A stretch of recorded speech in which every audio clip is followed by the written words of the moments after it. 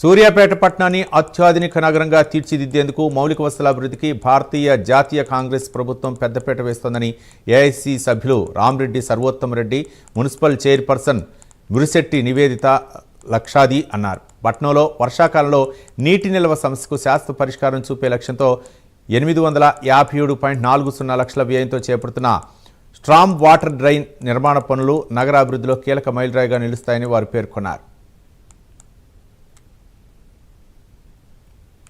కాంగ్రెస్ ప్రభుత్వం ప్రజాప్రభుత్వం అధికారంలోకి వచ్చిన తర్వాత 2024 సంవత్సరంలో ఆ రోజు వర్షాలు పడుతున్న సమయంలో మా నాన్నగారు స్వర్గీయ దామోదర్ రెడ్డి గారు ఈ వరదలు వచ్చినాయి అని చెప్పి 27, 29 వార్డు సంబంధించిన అక్కడ కాలనీలో ఉంటున్న వాళ్ళు వాళ్ళ నాన్నగారికి ఫోన్ చేసినారు.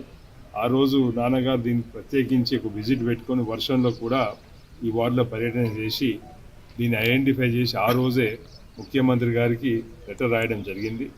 ఈ స్టామ్ వాటర్ డ్రైన్ ఏదైతే ఉన్నదో ఇక్కడ మన సద్దుల చెరువు కిందికి పోయే నీళ్ళు ఏదైతే ఉన్నాయో నల్ల చెరువు పోయే కాలువలో ఆ రోజు ఈ కాలువ డెప్త్ లేదు, నీళ్ళన్నీ ఓవర్ఫ్లో అయ్యి మొత్తం కింద కాలనీలకు రావడం జరిగింది. అప్పుడు ఆ సందర్భంగా ఇంజనీర్లతో ఆ రోజు ఉన్న కమిషనర్ గారితో మాట్లాడి దీన్ని ఏ విధంగా చేయగలుగుతామని చెప్పి ఆలోచన చేసి ఈ మొత్తం ఒక 1.1 కిలోమీటర్స్ స్టామ్ వాటర్ డ్రైన్ కట్టాలి. ఇందులో మెయిన్ కాలువ 600 మీటర్ల పైన ఉంది, తర్వాత పిల్లర్ డ్రైన్ ఇంకోటి 400 మీటర్ల పైన ఉన్నది. ఇవి కూడా మొత్తం కలిపి మన ఆర్కే గార్డెన్ అక్కడి నుంచి మొదలుకొని అక్కడ ఎస్పీ ఆఫీస్ వరకు అట్లా వెళ్ళి నల్ల చెరువు వరకు కూడా ఈ డ్రైన్ కాలువ పూర్తి చేయడం జరుగుతుంది. స్టామ్ వాటర్ డ్రైన్ 8,57 లక్షలతో ప్రారంభించుకోవడం జరిగింది. ఈ కార్యక్రమానికి అతిథిగా విచ్చేసినటువంటి సర్వోత్తమరెడ్డి గారు, స్థానిక వార్డు కౌన్సిలర్లు, విచ్చేసిన కాంగ్రెస్ వార్డు కౌన్సిలర్లు, నాయకులు అందరికీ నమస్కారాలు. ఇది కట్టుకోవడం వల్ల భవిష్యత్తులో తర్వాత ఇక్కడ వార్డులో ఇల్లు మునిగిపోవడం జరిగింది గతంలో.